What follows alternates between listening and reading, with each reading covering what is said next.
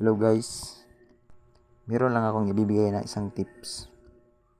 Paano mag-identify ng valid divergence.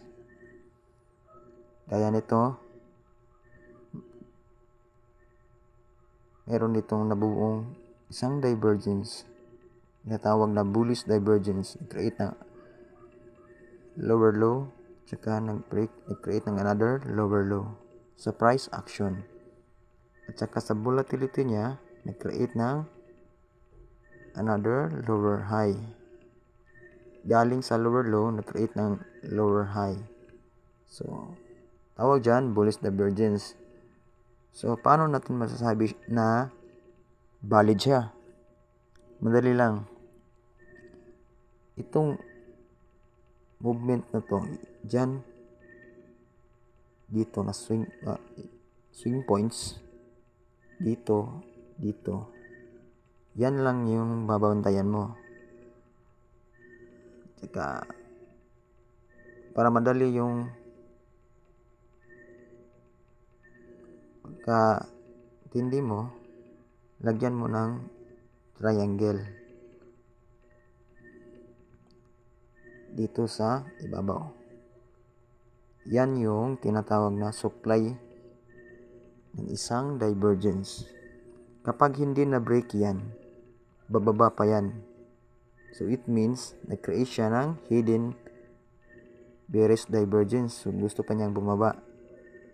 Once na ma-break to, na supply na to, yan ay tinatawag na valid bullish divergence. Talagang magre-reverse yung price.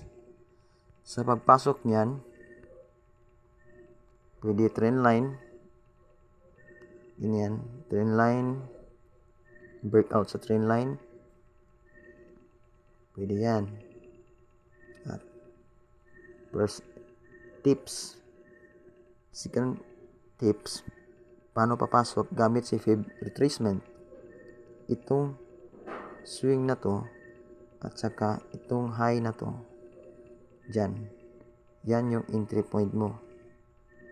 Yang green na line, yan yung buy limit mo. Dyan. Kung hindi papasok dyan, meron pang isang tips.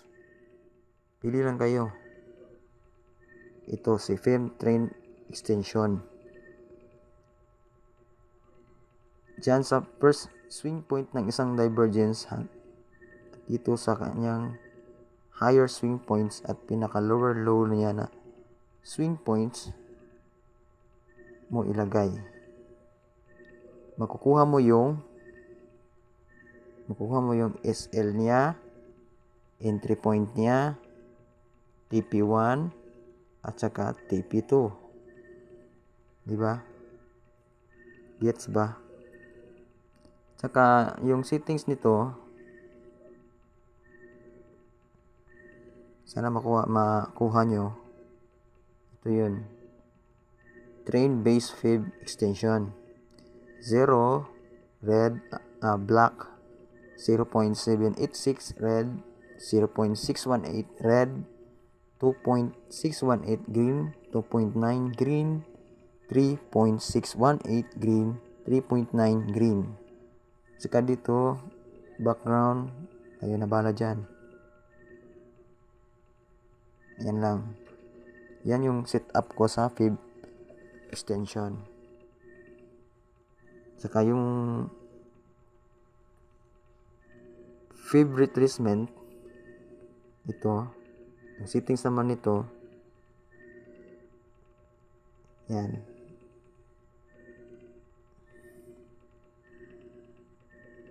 Wait lang.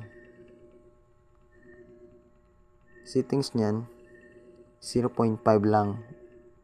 Close lahat. Isa lang yung open. Yung 0.5 lang yung ginamit ko.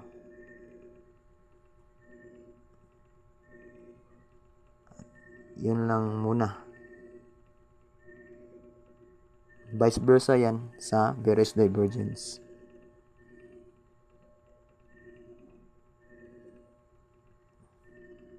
Like dito, like Sample dito, nag-create dito na zone. Makikita natin nag-create dito ng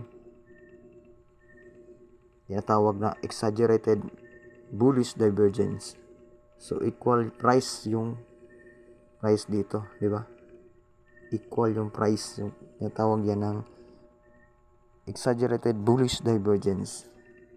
So, pag measure nyan, gamit si Fib extension,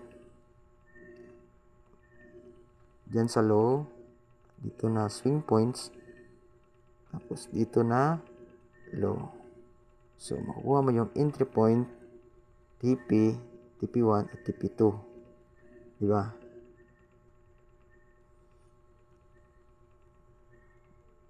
Yun lang muna. Salamat.